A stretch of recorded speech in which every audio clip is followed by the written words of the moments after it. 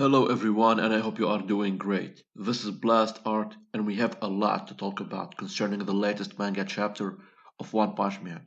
We're in the end game now, guys. Garou has finally reached his official master form. This chapter kicks off with the S-Class Alloy Darkshine sobbing, crying, feeling bad after getting not only defeated but trounced by Garou. So all of the S-Class has this cringe face as Darkshine was telling his side of the story. Puri Puri seems surprised that Alloy Darkshine was defeated by Garou. I mean, they did put a lot of faith into him being the strongest. When it comes to physical abilities, Darkshine is one of the strongest, if not the strongest, S-Class. So Puri Puri Prisoner carry on to tell him, how did you lose in a hand-to-hand combat? Even Zombie Man is wondering, what did Garou do to put him in this state, to put like an elite fighter such as Darkshine in this miserable state? Darkshine adds that Garou is alive and he'll probably show up soon. By then, I don't think that anyone will be a match for him. Darkshine explains that it doesn't matter how many times I drove him into the ground, the hero hunter just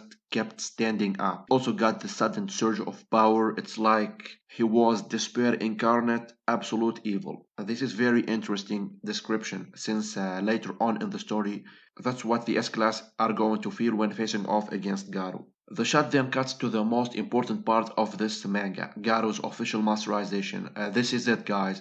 As you can see that Garou no longer has human teeth, you can see these sharp canine as he is a real monster now. Last time Garou got buried under the rubble when Tatsumaki saved all the S-Class that were underground. The rubbles were huge and amassed on Garou. Like, this makes you wonder, where is he getting this much power after his draining and exhausting fight against a powerful S-Class, and that is Darkshine. The shot then cuts to Garou struggling to get out as he seems to be bleeding.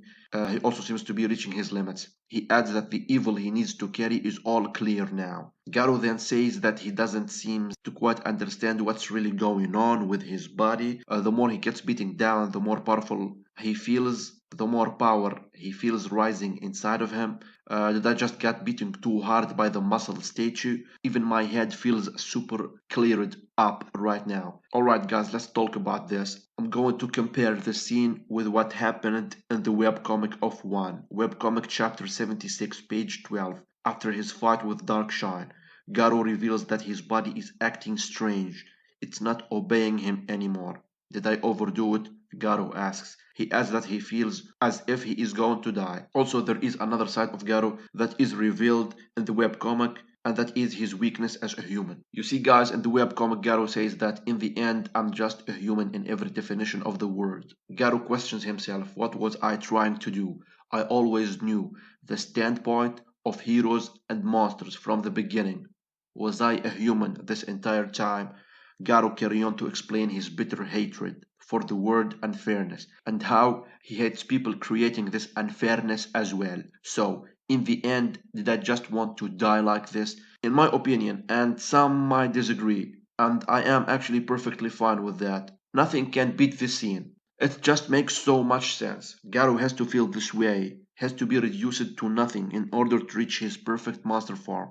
The next time Garou is shown in the webcomic, it's after Fubuki's fight against Psychos. I'm not sure how things are going to play out in the manga. In the webcomic, Garou is unstoppable. He is able to strike fear in Fubuki by just talking to her. There is also something I found very interesting when Garou fought against Fubuki. The beginning of the fight, he mentioned this, my body feels light, too light, as if my spirit has been removed from it. I feel disenthrallment.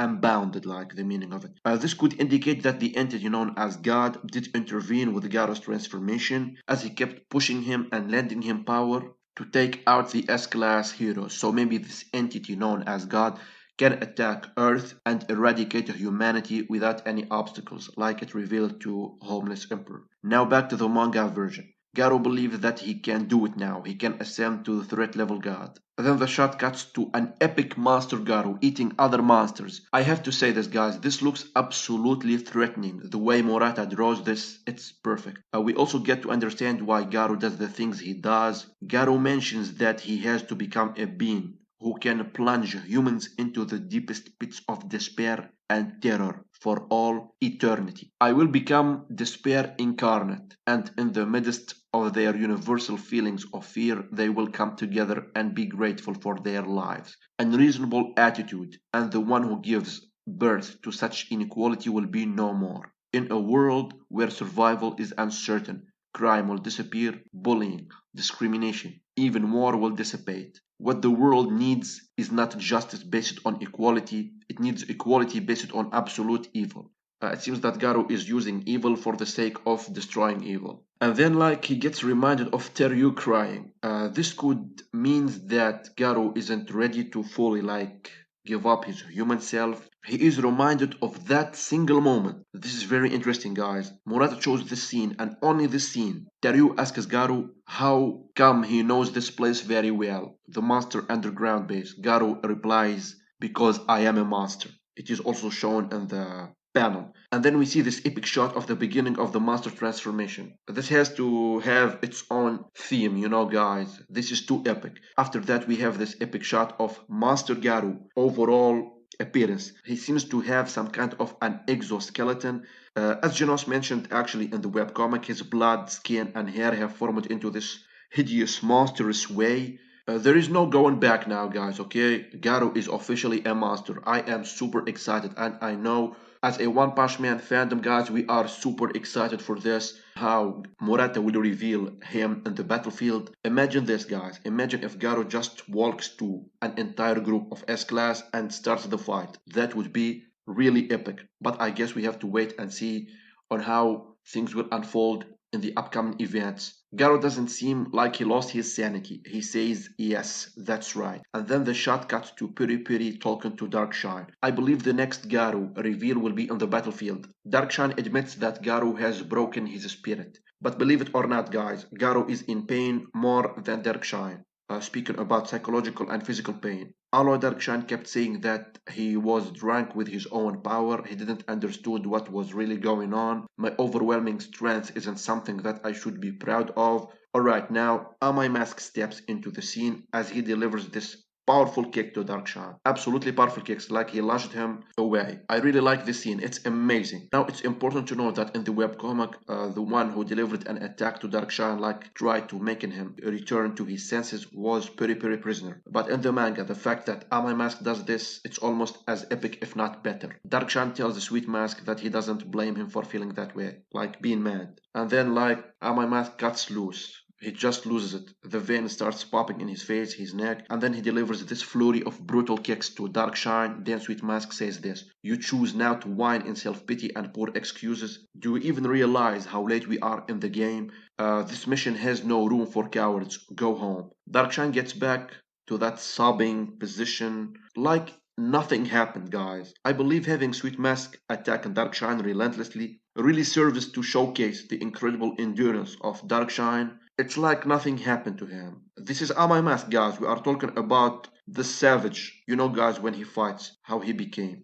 Sweet Mask asks Alo Darkshine if he feels enraged at his own cowardice, so Kamikaze starts to say something, but he was stopped eventually by Zombie Man. Piri Piri points out the obvious. As usual, he says, look, Darkshine, see, you haven't sustained any damage from Sweet Mask's blows, which we found absolutely stunning, amazing. I mean, the Muscle Fortress is still going strong.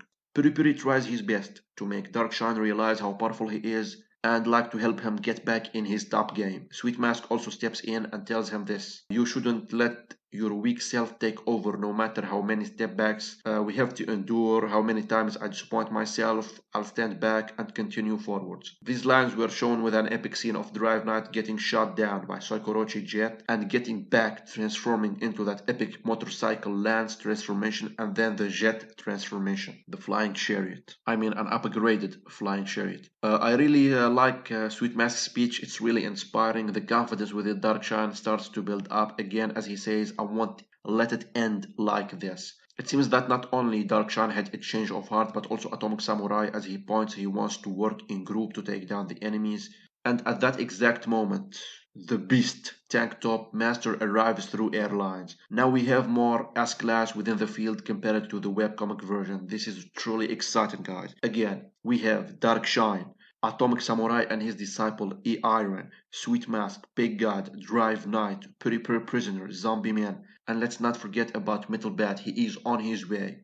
Zombie Man had a change of heart as well. He tells Sweet Mask that he had changed his opinion about him, that his impression of him has slightly improved. He gives him this friendly face, but guys, don't forget, among the things Zombie Man likes is killing that creates rivers of blood. We get this funny shot that Sweet Mask is telling him, yeah, what's getting into you? You're so creepy.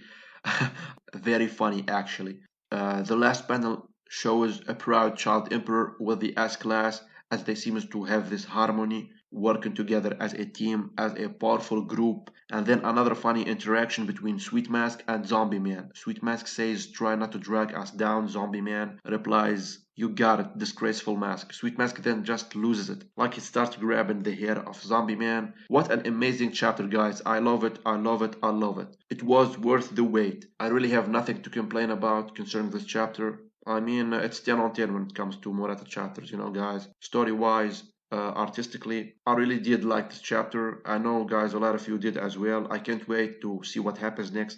I think we could see the Cadres. I mean, I believe it's about time they join in. The S-Class are already assembled. For what reason? To fight against the Cadres. Tell me your thoughts on this chapter, guys, in the comments. Follow me on Twitter. Join my Discord. We have a wonderful community over there where you can share your theories about One Punch Man and other mangas, animes, anything you want. For those who are gracious enough, you can support me on my Patreon. The links are in the description. This has been Blast Art, and I will be seeing you guys in the next One Punch Man video. Have a great day.